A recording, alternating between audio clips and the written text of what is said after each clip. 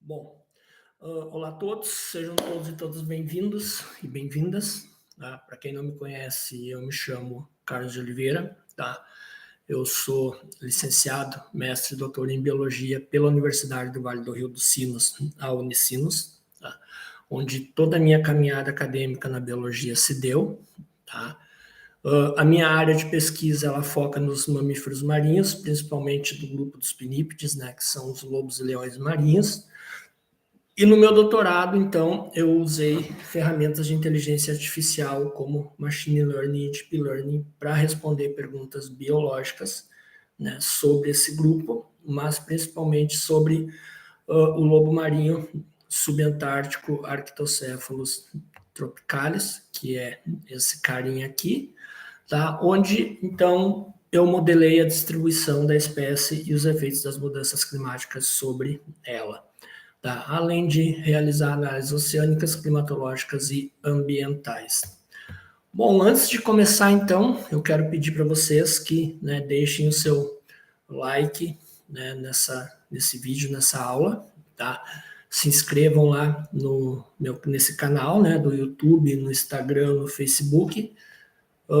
E dizer também que ciência e meio ambiente, né, não tem só no Facebook, mas tem também no Instagram, tá? Então, rapidamente vão lá, se inscrevam, né, enquanto eu sigo a aula aqui. Bom, o curso de Inteligência Artificial aplicada à área das biológicas, na área biológica e da saúde, ele está dividido em 4 módulos. Tá? O módulo 1, que é o módulo que eu vou ministrar gratuitamente nesses 3 dias, né? Ele aborda uma introdução sobre a inteligência artificial, o machine learning e o deep learning. Tá? Já os demais módulos, eles irão abordar arquiteturas, né, ou grupos de algoritmos, tanto de machine learning, como no módulo 2, né, que trata dos algoritmos baseados em árvores, tá? E entre esses algoritmos estão as decision trees, os random forest e o boosting, tá? Já o módulo 3, ele aborda as deep learning e redes neurais artificiais, e o módulo 4 aborda, então, arquiteturas que utilizam visão computacional, né, que são as redes neurais convolucionais. Né? Todos os módulos eles vêm com uma parte teórica, né, e outra parte prática. E a prática, dependendo do algoritmo, né, é trabalhado ou no R, né, ou no Python do Google Colab. E ao final de todos os 4 módulos, então, quando realizados juntos, né, ou até mesmo individuais, são disponibilizados os certificados e os códigos das práticas, tá? Os códigos dos algoritmos que foram rodados na prática. Sobre o módulo 1, que é gratuito, né, esse que eu estou ministrando para vocês, eu também vou disponibilizar os certificados de 3 horas e os códigos das práticas, né, porém para aqueles que solicitarem mediante, né, um pagamento, tá? De R$20 o certificado de 3 horas e R$20 o código, né? Que aí são os 4 códigos: Decision Tree, Random Forest, Rede Neural Artificial e Convolucional, tá? E por que isso? Porque isso é um projeto individual meu, tá? Eu que faço praticamente tudo, eu não tenho uma equipe para fazer para mim, tá?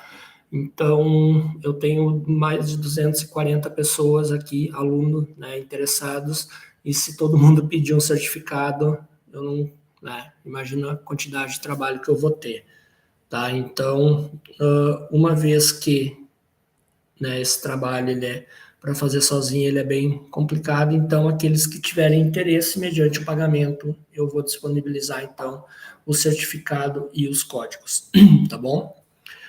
Porém, quem fizer os demais módulos do curso, né, não vai precisar pagar pelo certificado, pelos códigos e também pela gravação do módulo 1, tá? Então, na quarta-feira, né, vocês percebam que não tem data ali, nem valor ainda, tá? Então, na quarta-feira, eu já terei as datas definidas das próximas turmas que eu vou abrir aí, né, com os devidos valores. Claro que eu vou fazer uma promoção para aqueles que se inscreverem primeiro, uma promoção bem boa, tá? Então, fiquem até o final para acompanhar. E eu também tenho esse curso aqui, que para mim, né, é fantástico, tá? No meu doutorado, eu trabalhei meu doutorado inteiro com isso, tá? Que é o curso dos dados ao mapa, modelando a distribuição da espécie, tá? Ele é um curso que também tem prática, a parte teórica e a parte prática, tá? E o que nós vamos fazer nesse curso? Bom, nós vamos no R, né? Utilizar o R, nós vamos baixar os dados de ocorrência de uma espécie, no caso aqui, a espécie que eu uso é o lobo-guará, tá? Então, nós vamos baixar os dados de ocorrência para a América Latina dessa espécie, onde nós vamos, né, plotar esses pontos de ocorrência, vamos tratar esses pontos, né, e juntamente com variáveis, camadas ambientais, né, de variáveis ambientais que nós vamos também extrair, né, no dia da prática, nós vamos gerar, então, os mapas de adequabilidade para a espécie, tanto os mapas de adequabilidade atuais, né, e os mapas de adequabilidade para um cenário futuro de mudanças climáticas até 2100. Então, vocês vão poder comparar como que, né, a adequabilidade ambiental da espécie ela vai mudar com as mudanças climáticas. Então, ele é um curso muito bacana, tá? Muito bacana mesmo. O pessoal eu tenho tido uma experiência muito legal com quem já fez esse curso comigo, tá? E questão dos valores e tudo mais, eu vou discutir isso na quarta-feira. Bom, o que nós vamos ver na aula de hoje? Bom, na aula de hoje nós vamos trabalhar com Big Data, né? O que são dados, transformando dados em informação em conhecimento. Nós vamos ver o que é inteligência artificial, o que é machine learning e deep learning, né? Vamos ver uma abordagem supervisionada de classificação e regressão, o que é abordagem não supervisionada de clusterização e redução de dimensionalidade, tá? No segundo dia, né, eu vou continuar a parte teórica com como o machine learning ou deep learning aprende, tá? Então nós vamos falar sobre teoria do aprendizado estatístico, os passos para aprendizagem, métodos de validação, tá? E eu acredito que vai sobrar um tempo e nós iremos começar, então, com a parte prática já, né, no segundo dia, então, onde eu vou rodar 2 algoritmos baseados em árvores, tá, que é a Decision Tree e o Random Forest, tá? O dataset que eu vou utilizar, ele chama-se Palmer Penguins, e contém dados para 344 pinguins de 3 espécies diferentes, Gentoo, Chinstrap e pinguim de Adélie, tá? E ambos coletados em 3 ilhas do arquipélago Palmer, tá? Na Antártica. Então, nós vamos treinar esse modelo baseado em árvore, vamos testar ele para classificar as 3 espécies de pinguins, levando em consideração medidas morfométricas, né, como comprimento e profundidade dos bicos, comprimento das asas e massa ou peso do corpo. No terceiro dia, nós vamos dar continuidade às práticas, né, onde agora nós iremos treinar e testar 2 arquiteturas de Deep Learning, tá? Uma vai ser uma rede neural artificial e outra uma arquitetura que usa visão computacional para extrair as informações das imagens, né, vídeos e também áudios, tá? É utilizado para isso. E nessa prática, então, eu vou usar o dataset chamado Malaria Cell Image Dataset, tá? Esse dataset ele contém 27.558 imagens de células, tá, divididas em 2 classes, infectadas e não infectadas, pelo protozoário da malária, tá? Então, nós vamos utilizar essa rede neural artificial e convolucional para treinar e testar, e daí nós vamos avaliar os resultados no final, tá?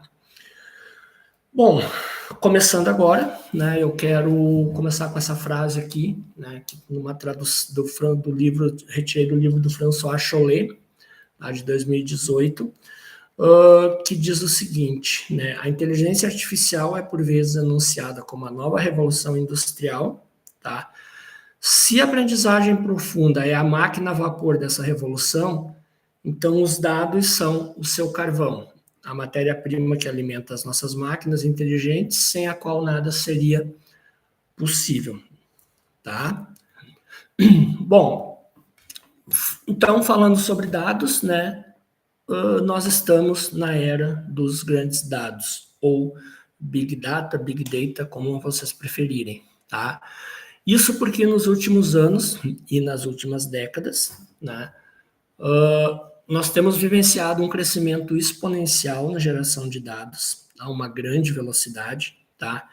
E isso tem gerado uma variedade de tipos, né, de dados que vão desde imagens, ilustrações, dados de reconhecimento facial, áudios e vídeos, dados produzidos por dispositivos via IoT, tá? Que é a internet das coisas, o que leva também a diversas questões sobre a qualidade e incertezas destes dados, né? Fazendo-se necessário, então, uma grande avaliação. De maneira geral, o objetivo final desses 4 Vs do Big Data, né, que é velocidade, volume, veracidade e variedade, é gerar um quinto, que é o valor, tá? O que, na minha opinião, não está errado, né? Nós temos que aprender a gerar valor com o nosso conhecimento, fecha aspas. Bom, uma outra forma de visualizar os objetivos dos dados é a partir da hierarquia dados, informação, conhecimento e sabedoria, ou Data, Information, Knowledge, Wisdom, né? Ou hierarquia DIKW, tá? Bom, na ordem, a partir da base da pirâmide, nós começamos com os dados, tá? Que são símbolos ou valores que representam fatos discretos sobre um determinado evento, tá? Por exemplo, eu vou a campo ou mesmo em laboratório, tá? E eu anoto as informações do meu estudo, né, da minha coleta, em uma planilha com várias linhas e colunas, tá? E nessas linhas e colunas eu tenho valores, tá? Esses dados discretos, esses valores, né, que representam esses fatos discretos.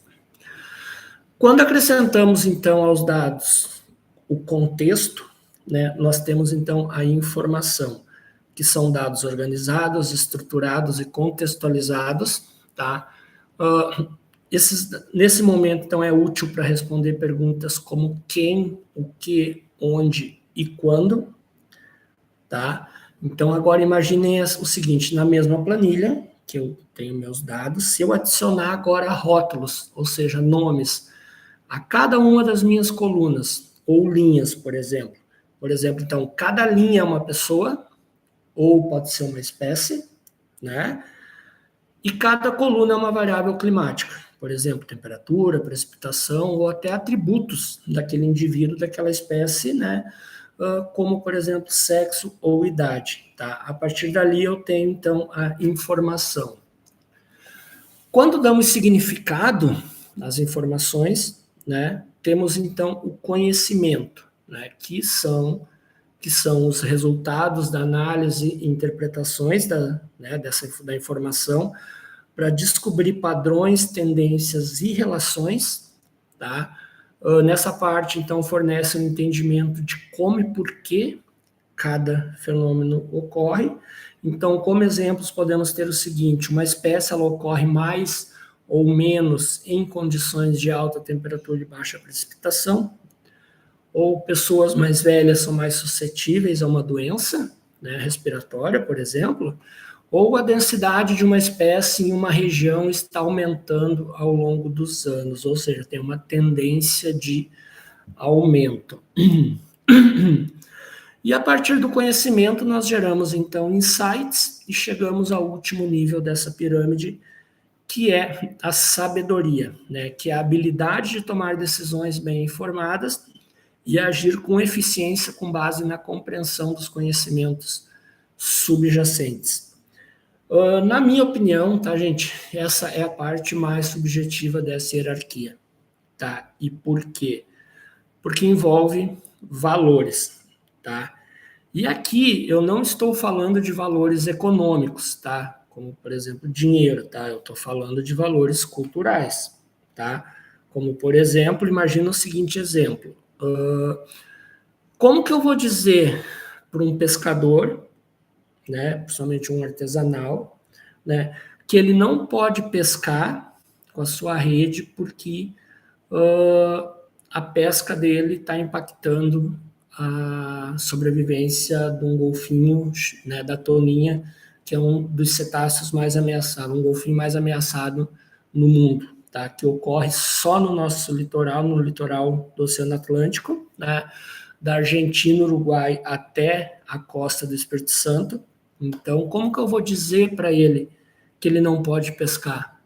Então, esse conhecimento, criar, né, estratégias para conservação, por exemplo, da toninha, sem afetar as questões culturais daqueles pescadores, é muito importante. Por isso que eu acho que é a parte mais subjetiva da nossa pirâmide. E aí eu tenho uma charge aqui muito bacana que eu achei, que eu gostei dela. Não tem os dados aqui, ele parte a partir da informação, mas imagina que os dados são tudo que está ao redor dele, a árvore, as aves, o sol, grama, rio, água, tá? Então, o que ele fala aqui, né? Ele começa a dar contexto ao que está ao redor, ele parte da informação, então, e ele começa a dar significado. Então, coelhos, né, comem grama, a grama cresce no solo, né, a chuva cai das nuvens, né, lobos comem coelhos, e aí ele chega, né, tira insights e chega à sabedoria, né, que ele diz assim: então, se eu matar todos os lobos, os coelhos comerão a grama e toda a terra será levada pela água da chuva. Tá? Uma chargezinha bem bacana que exemplifica essa nossa pirâmide, né, da hierarquia Data Information Knowledge Wisdom. Bom, e é importante também mencionar que esse processo de subir na pirâmide é realizado através de métodos científicos coerentes, né, e de forma organizada e informada, né, porque senão, né, nós vamos acabar com algo similar a isso, criando teorias conspiratórias onde não existe, enxergando unicórnios onde não existem, tá? Bom, como eu falei, nas últimas décadas, conjuntos massivos de dados têm sido disponibilizados publicamente em todos os campos, tá? Esses conjuntos de dados, eles podem variar desde a escala atômica, né, da escala atômica até e genômica até a escala global, tá? Vamos se ater ao nosso planeta, mas a gente sabe que fora do nosso planeta também se gera muitos dados, tá? Um exemplo, né, de banco de dados seria o GenBank, tá, que é um banco de dados públicos de anotações de sequências de nucleotídeos e também de suas traduções de proteínas. Tá? Só em outubro, até outubro de 2024, o GenBank ele já continha 34 trilhões de pares de bases, de mais de 4,7 bilhões de sequências de nucleotídeos e mais de 580 mil espécies formalmente descritas, tá? Um outro exemplo é a taxa de transmissão de dados de sensoriamento remoto, né, que é satélites, drones, né, rastreadores também, que excede centenas de terabytes por dia, tá? E os dados de modelagem da sexta fase do projeto de intercomparação de modelos climáticos, o CEMIP do IPCC, que são estimados em cerca de 30 petabytes de dados. Tá? Então, eu trouxe essa figurinha aqui, essa escala de bytes aqui, para nós termos uma ideia do que a gente está falando, terabytes, petabytes, né? E é muita informação. Bom, nesse contexto, então, de Big Data, né, e da necessidade de transformar dados em conhecimento, né, e valor, a integração da inteligência artificial e suas ferramentas como o Machine Learning e o Deep Learning tem sido, então, crucial, né, permitindo o processamento, a interpretação desses dados e impulsionando, então, avanços substanciais nas áreas biológicas, ambientais e da saúde. Tá? Então, a inteligência artificial ela pode ser usada, né, como alguns exemplos aqui de áreas onde, né, a inteligência artificial pode ser usada. Ela pode ser usada nas pesquisas em saúde, né, como, por exemplo, para prever o câncer de mama, né, como nesse exemplo, onde um modelo de inteligência artificial e deep learning, então, foi capaz de prever um câncer de mama, né, com 5 anos de antecedência, tá? Ou até mesmo em atendimentos personalizados, tá? Como aqui nesse estudo, então, né, onde os pesquisadores eles compararam, tá, as respostas dadas por pessoas físicas, ou seja, especialistas médicos, né, e por um chatbot, né, de inteligência artificial para questões publicadas por pacientes em um fórum social, tá? Então, as pessoas iam lá nesse fórum e faziam perguntas, era um fórum social para, né, com abordagem na saúde, as pessoas iam lá, faziam perguntas e médicos, né, que estavam nessa rede social, nesse fórum social, eles respondiam. Então, os autores selecionaram 195 perguntas respondidas por esses médicos neste fórum social e deram para o chatbot responder, tá? Depois, eles pegaram essas perguntas e respostas e deram para um grupo de especialistas avaliarem a qualidade e a empatia das respostas, tá? Então, das 195 perguntas e respostas, os avaliadores preferiram as respostas do chatbot ao invés das respostas do médico, em 78,6% das vezes. Né? Isso mostrando, então, um grande potencial da inteligência artificial nessa questão do atendimento, né, personalizado. O que muitas empresas de saúde hoje em dia já vêm fazendo, né? Não é algo tão novo assim.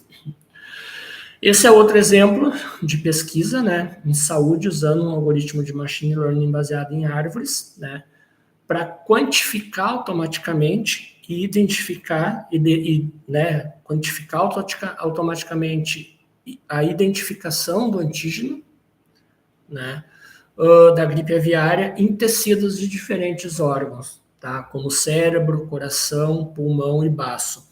Então, aqui nessa matriz de confusão, né, nós podemos, então, observar o percentual de acerto, né, entre os dados observados reais, né, e o predito pelo modelo, então o real e o predito, né, pelo modelo, pelo algoritmo. Então, para os tecidos do cérebro, tá, o algoritmo, o modelo, ele acertou quase 94%, né, dos tecidos com e sem a presença do antígeno, tá? Para os tecidos do coração, 72%, para o pulmão, 78% e para o baço, quase 90% de acertos. Tá? Então, evidenciando o poder preditivo desse tipo de algoritmo. No caso aqui, um Random Forest, um algoritmo baseado em árvores, né, que nós, na prática, nós vamos trabalhar com ele. Tá? A inteligência artificial também está na biologia molecular, né, com modelos que são capazes de prever o dobramento de uma proteína, apenas analisando a sequência de aminoácidos, tá? Então, o que os cientistas eles fizeram? Eles treinaram um modelo de inteligência artificial, um modelo de deep learning, onde esse modelo foi treinado com sequências de aminoácidos, né, para prever o dobramento da proteína. A partir da sequência de aminoácidos, prevê o dobramento da proteína. Tá? Então, aqui nós temos, né, um exemplo de duas proteínas. Em verde, o resultado experimental, ou seja, o resultado de laboratório, tá, que foi usado para treinar o modelo. E em azul, a predição computacional, aquilo que o modelo previu a partir da sequência de aminoácidos. Né? E o que a gente pode verificar aqui que o dobramento, né, que o modelo, antes nunca ter visto aquela sequência de aminoácidos, ele conseguiu prever o dobramento da proteína com mais de 90%, de certeza, tá?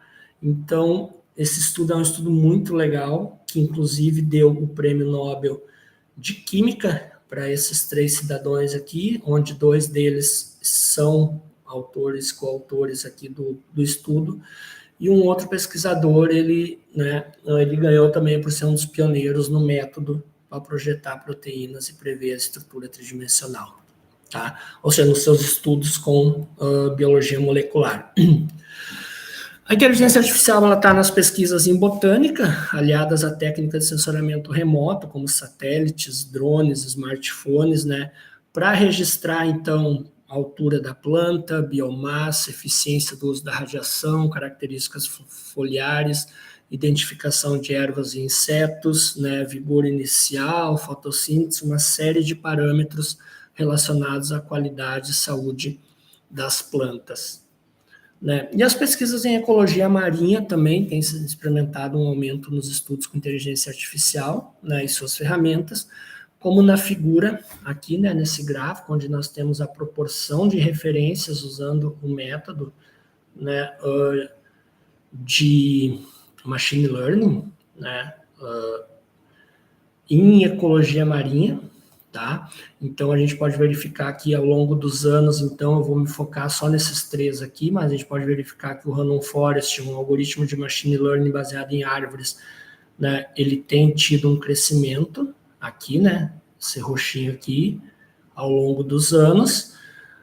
As redes neurais artificiais não convolucionais também têm tido um aumento, mas, né, vamos olhar essa rede neural convolucional, a rede neural convolucional, né, que tem tido um aumento aqui exponencial no seu uso, essa arquitetura, esse algoritmo, né, que usa a visão computacional, então, para trabalhar com imagens, áudios e vídeos, tá? Então, assim, um crescimento muito grande nas pesquisas, e não só em ecologia marinha, mas em todas as áreas, né? Está sendo muito utilizado. Então, não existe uma área hoje onde inteligência artificial não esteja sendo usada. Pode ser usada na genômica, proteômica, biomedicina, ecologia. Não existe área hoje em dia que a inteligência artificial não possa ser, a inteligência artificial e suas ferramentas não possam ser utilizadas, tá? E aí eu falei inteligência artificial, tudo, mas o que é a tal da inteligência artificial, tá? Bom, dependendo da área que tu tá, não que o significado seja diferente, tá? Mas dependendo da área pode ter algumas distorções e esse conceito ele ser levado mais para o lado daquela área, tá? No caso nosso aqui, né, por conhecimento nosso, eu gostei muito do conceito desse paper aqui, do Richards e colaboradores de 2022, um paper publicado na Cell, tá? Onde ele escreve lá que inteligência artificial refere-se a sistemas de computadores projetados para imitar a inteligência humana, né, com o objetivo de realizar qualquer tarefa que um ser humano possa realizar, tá? Então, imagina o seguinte, para a espécie de vocês, a área de vocês, se eu tiver um aplicativo, né, que eu preciso classificar, por exemplo, uma espécie a partir de imagens, se eu tiver um aplicativo que faz isso por mim, onde eu só incluo a imagem ali, ele me diz que espécie é, ou ele conta para mim o número de indivíduos dentro daquela imagem, de drone, por exemplo, numa colônia reprodutiva, ele é um aplicativo de inteligência artificial, porque ele está fazendo uma tarefa que eu, ser humano, poderia, né, posso realizar. Tá? Então, é mais ou menos nesse sentido, sendo bem, assim, bem geral mesmo, né? Para entender a inteligência artificial, então, é necessário entender juntamente outros 2 conceitos, tá? O conceito de machine learning e o conceito de deep learning, tá? O machine learning, ou aprendizado de máquina, né, ele é o que ele é? Ele é uma sub-área da inteligência artificial que inclui as técnicas e ferramentas estatísticas matemáticas que permitem à máquina melhorar tarefas através da experiência, tá? Então, ela basicamente investiga como computadores podem aprender a resolver problemas, tá? Utilizando, então, experiências passadas, né? Representadas por conjuntos de dados, tá? Pelos dados. Entre os algoritmos de inteligência artificial mais populares, né, e amplamente utilizados, estão o da família dos Deep Learning, tá? Ou aprendizado profundo, que são um subconjunto do Machine Learning, né, em que camadas neurais artificiais, que são algoritmos modelados para funcionar como o cérebro humano, já não é tanto assim hoje, aprendem com grandes quantidades de dados. Tá? Então, eu gosto de dizer que a inteligência artificial ela é um grande guarda-chuva, né, onde embaixo desse guarda-chuva, tu tem as suas ferramentas, né, que é o Machine Learning e o Deep Learning, tá? E qual é a diferença, então? Vamos rapidamente ver aqui a diferença entre o Machine Learning e o Deep Learning. Bom, imagina que eu quero treinar um modelo para classificar para mim baleia jubarte, baleia cachalote, tá? Eu uso bastante exemplos da área marinha, porque é a minha área, tá? Mas imaginem as espécies de vocês, 2 espécies diferentes ou 2 doenças diferentes, tá? Imagine o seguinte.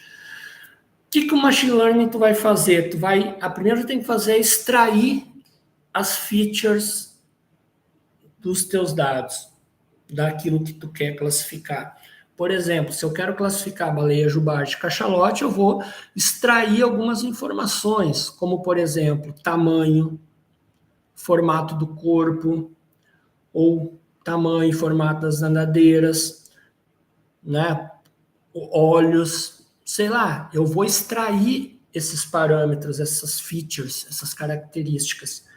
Posterior, o que eu vou fazer? Eu vou escolher um algoritmo, um classificador, né, que vai calcular, a partir da equação desse modelo, né, desse classificador, ele vai calcular, então, parâmetros que vai separar entre, né, essas características, quais características representam melhor a jubarte, quais características representam melhor a cachalote, e no final ele vai, né, fazer a predição se aquela imagem inicial que eu tenho, ou aqueles dados iniciais que eu tenho é da jubarte ou da cachalote. Já o Deep Learning, eu não preciso extrair isso. Ele mesmo vai extrair. A partir de quê? A partir de filtros convolucionais. Então, esses filtros convolucionais, que são matrizes, tá, com valores, eles vão caminhar sobre essa minha imagem, por exemplo, né? O que eu tenho nessa imagem? Eu tenho pixels, e esses pixels têm valores. E ele vai realizar múltiplos cálculos por esses filtros convolucionais, enquanto ele caminha pelas minhas imagens, né? E vai representar esses valores de outra forma, a partir desses cálculos. E aí esses valores, isso ele vai fazer por toda uma rede com, né, diversas centenas de filtros convolucionais durante várias camadas e vai extrair essas informações.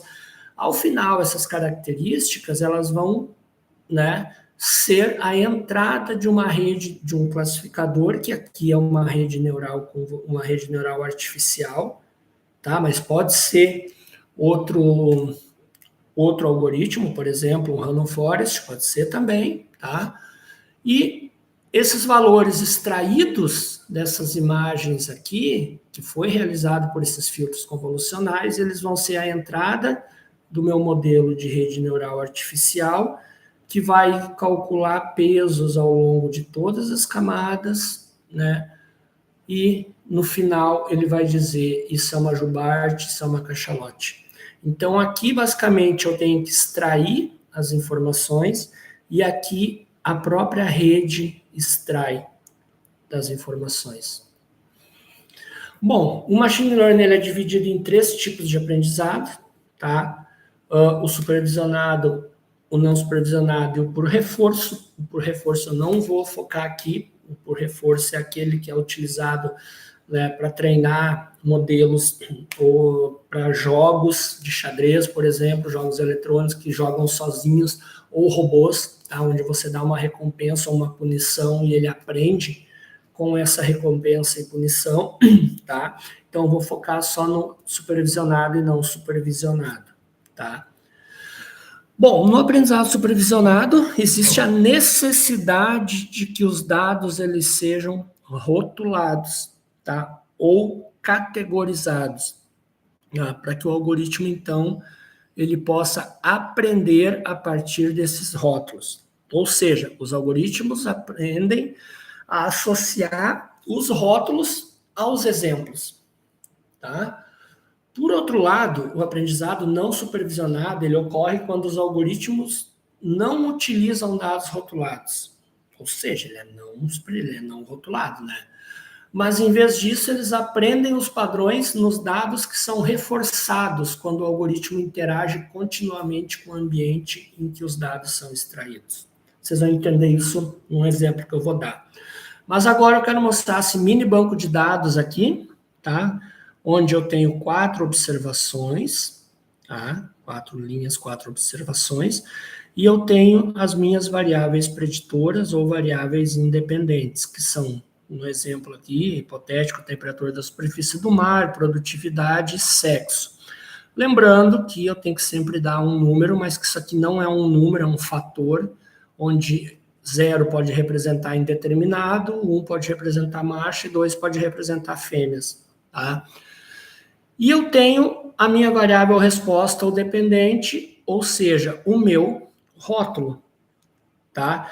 E esse rótulo aqui, ele é uma classe, ele pode ser espécie A, espécie B, tem a doença, não tem a doença, tá? Onde eu vou atribuir também um valor. Esse valor pode ser presença da espécie, o 1, o 0 pode ser ausência, o 1 pode ser o indivíduo se curou ou está doente, né? O 0 pode ser o indivíduo não se curou, né? Você que define esses valores aqui, tá? Então, o que a gente percebe aqui? Que para cada observação eu tenho as minhas variáveis preditoras e eu tenho um rótulo associado a essas variáveis preditoras que estão na minha linha. A mesma coisa aqui, eu tenho minhas variáveis preditoras e um rótulo associado dizendo o que é. Então, o dado rotulado é isso, tá? E os rótulos, eles podem ser categorizados, né? Eles podem ser categóricos ou classes, tá? Como, por exemplo, aqui, espécie A, espécie B, se curou, não se curou, tá doente, não tá doente, tá?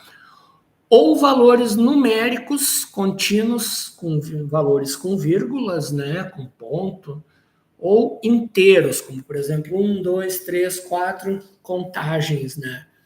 E dependendo do tipo de variável que eu tiver, eu posso realizar uma análise de classificação, tá? Quando o meu rótulo for uma classe, então na classificação, o que eu vou fazer? Eu vou aproximar uma função, tá? E nós vamos ver na aula de amanhã o que é uma função, tá? Eu vou aproximar uma função para dividir o meu conjunto de classes de rótulos, tá? Então essa função, ela vai dividir o meu conjunto de rótulos. Ou eu posso realizar uma análise de regressão, quando o meu rótulo ele for um valor contínuo ou inteiro. Então, o que eu vou fazer? Eu vou gerar uma função que aproxima os meus pontos dessa função. Ou seja, nesse caso aqui, eu vou gerar uma reta, minha função é uma reta, que passa pelo centro de todos os meus pontos e aproxima os meus pontos dessa reta ou dessa função. No aprendizado não supervisionado, eu posso realizar duas coisas também. Eu posso realizar clusterização, onde eu agrupo, eu categorizo, eu organizo as minhas observações dos dados de acordo com as características que são comuns ou incomuns entre eles, tá? Entre essas minhas observações. Ou eu posso realizar uma redução de dimensionalidade, onde eu reduzo o número de variáveis que serão inseridas no meu modelo para treino. Ou seja, eu reduzo a redundância entre as variáveis. Isso é interessante. Então, se eu tiver 10 variáveis, eu vou agrupar elas e vou gerar, por exemplo, 9, 8, tá? Isso é interessante para variáveis que são colineares, tá? Que apresentam alta correlação entre si, tá? Ou seja, se eu tenho variáveis que quando uma aumenta, a outra aumenta, variáveis preditoras, quando uma aumenta, a outra aumenta também, ou quando uma diminui, a outra diminui também, e essa correlação é muito forte, normalmente acima de 70%, tá? Eu tenho que retirar uma das variáveis, e normalmente eu retiro a menos importante, tá? Isso aí é uma questão de avaliar para a área que tu está trabalhando, tá? Se aquela variável é ou não importante, tá? Então, o que não justifica não realizar uma análise de colinearidade, tá? Antes disso, tá? Mas assim, ajuda muito fazer essa redução de dimensionalidade, porque tu agrupa variáveis que são muito semelhantes numa única coisa só, tá?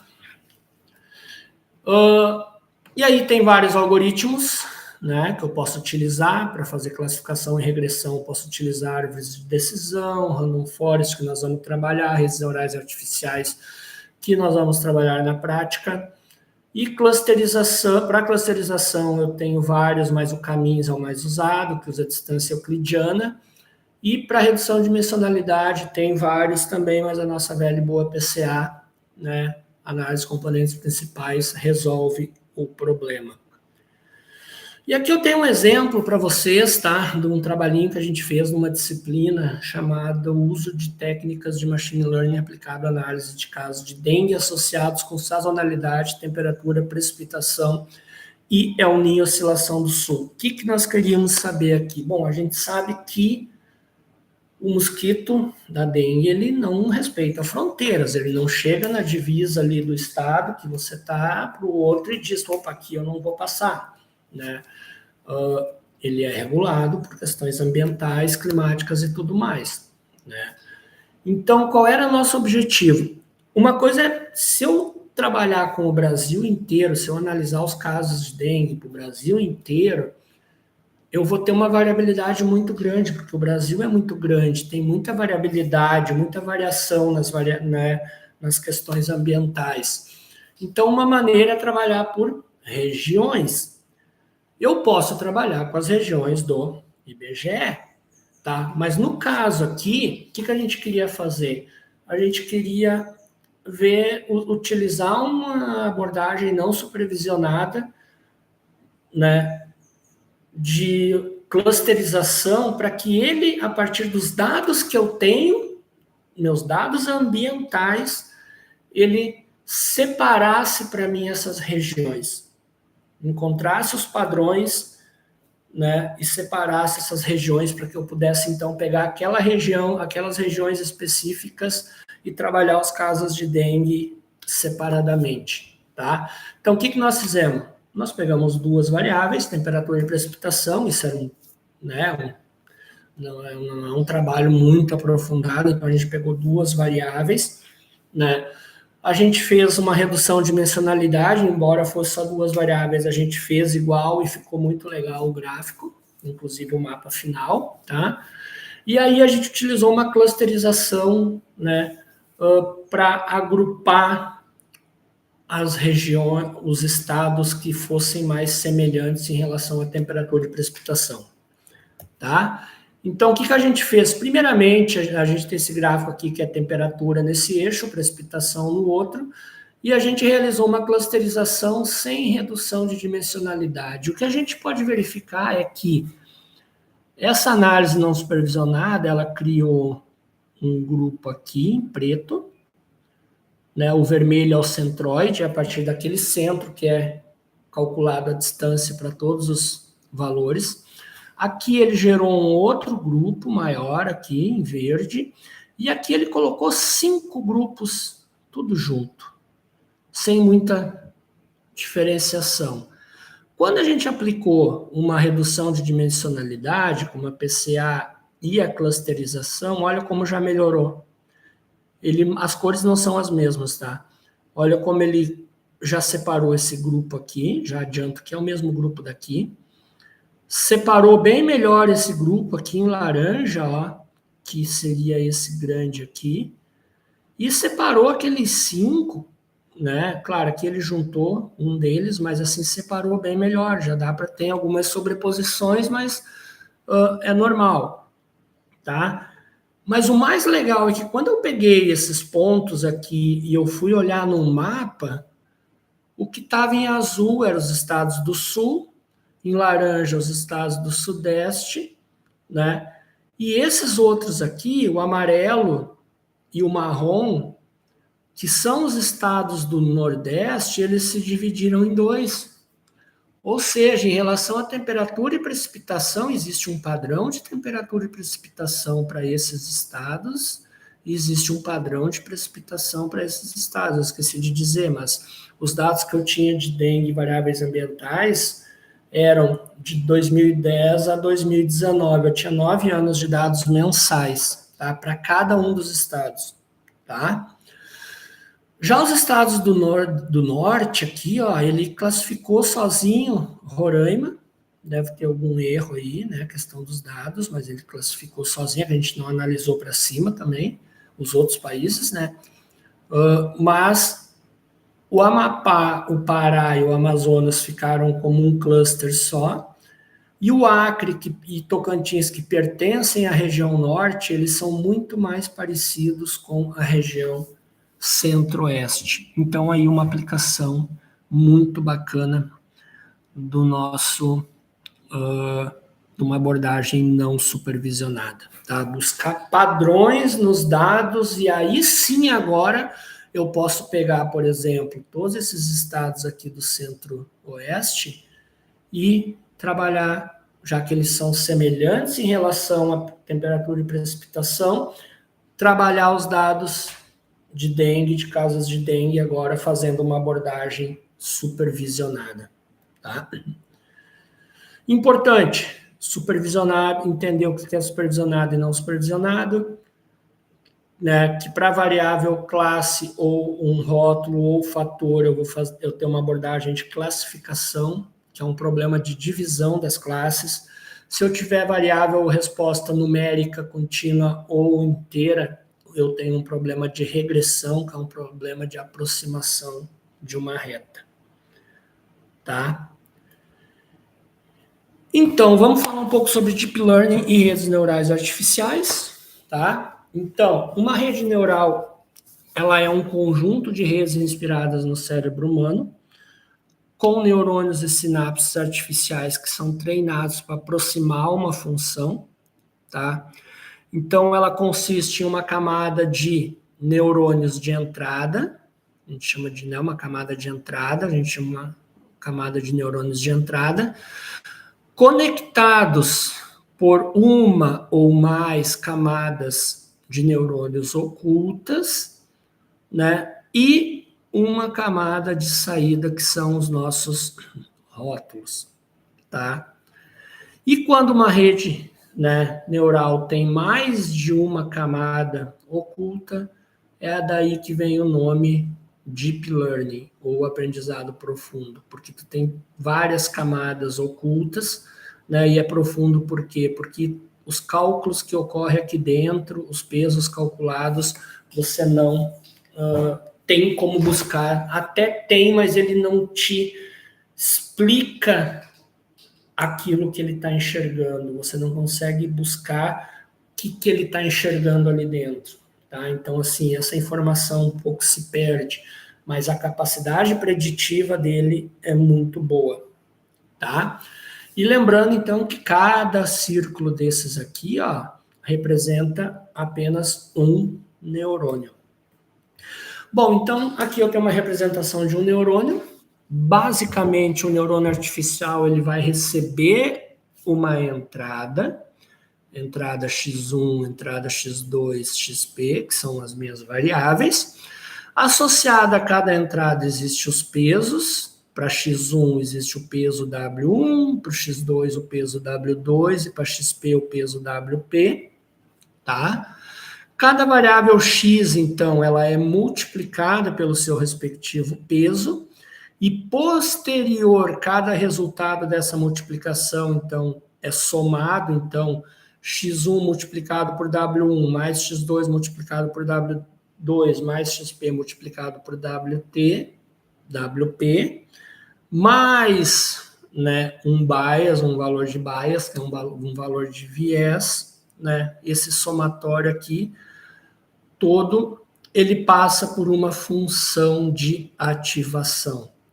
Se o somatório de todas essas entradas, pesos e baias forem maior que um limiar, né, que uma função de ativação, no exemplo aqui eu estou usando uma função degrau, ou seja, tudo, se a saída aqui desse somatório for maior que zero, a minha saída do modelo vai ser valor 1. Se o valor for igual ou menor a zero, a saída do meu modelo aqui vai ser zero. E essa saída é o valor predito pelo modelo, levando em consideração as variáveis que entraram aqui e os pesos que foram calculados. O que é esse 1 e 0? É o meu rótulo. Tá? Então, o que eu vou fazer depois? Eu vou olhar a saída do modelo e vou olhar o meu rótulo que eu tenho lá no meu dataset e eu vou comparar eles.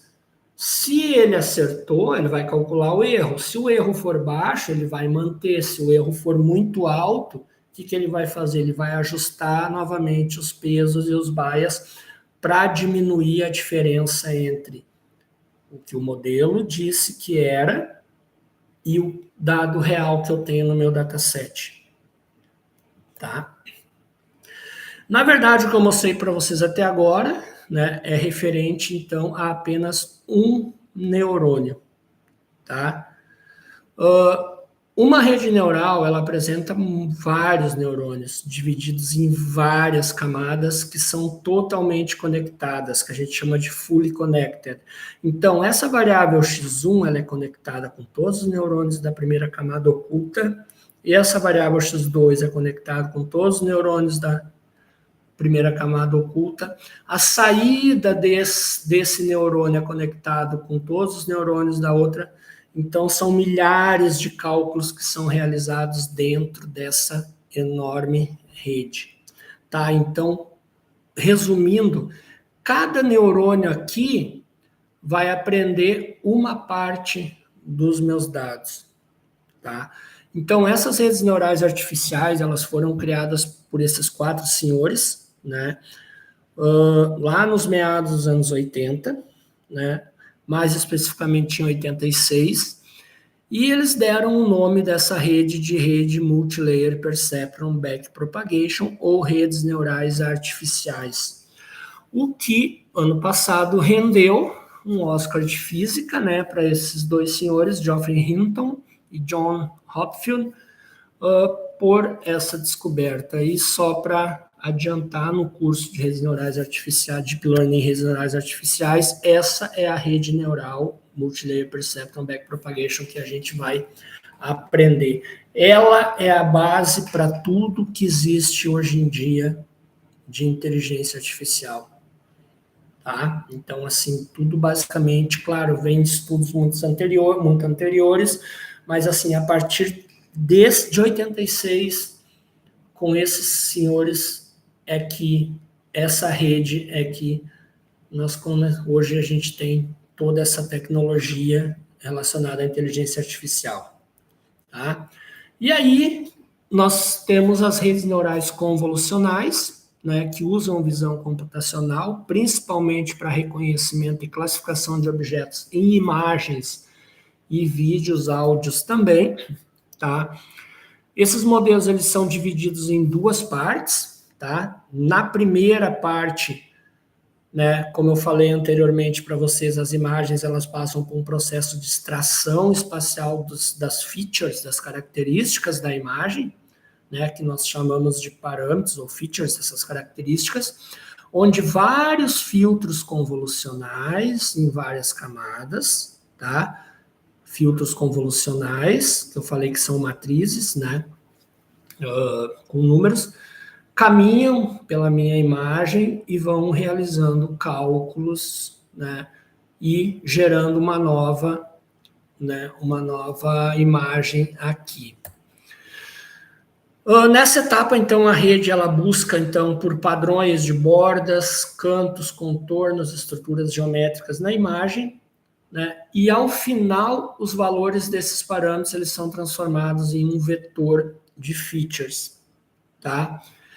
E esse vetor, né, com os valores de características extraídos, então, né, extraídos por toda essa camada aqui, esses valores, né, calculados, eles são enviados, então, para um classificador, né, que pode ser uma rede neural artificial ou até mesmo um Random Forest, um Support Vector Machine ou algum outro que possa servir como um classificador, tá? Tanto as imagens representadas pela grade grande aqui, ó, quanto os filtros convolucionais representados por essa grade menor são matrizes de pixels, como eu falei para vocês. O que acontece nessa etapa é que conforme o filtro, já falei, ele vai caminhando pela imagem, multiplicações estão sendo realizadas entre os valores do filtro convolucional e a região da imagem que o filtro passa. E os resultados dessas multiplicações, então, vão gerar uma nova imagem que é chamada, então, de mapa de ativação, né? A grosso modo, tá? Redes neurais convolucionais, então, nada mais são do que multiplicações de matrizes, né? E aí, quem não se lembra da álgebra linear, tá? E hoje seria isso, tá? A nossa aula de hoje. Lembrando, né, deem o joinha aí na nossa aula de hoje, no nosso vídeo de hoje. Vão lá nas minhas redes sociais, Carlos Biologia, Ciência e Meio Ambiente no Instagram também, no Facebook. Se inscrevam, tá? E ajudem aí a eu levar esse trabalho para mais pessoas, tá, gente? Então, rapidamente, eu vou dar uma olhada nas questões que vocês levantaram, né? Aqui, né? Mas já dizendo que nós estamos em cima do laço, tá? No tempo. E é isso, tá, gente? Até amanhã, então. Amanhã nós damos continuidade a esse trabalho, tá bom? Um abração, tchau, tchau.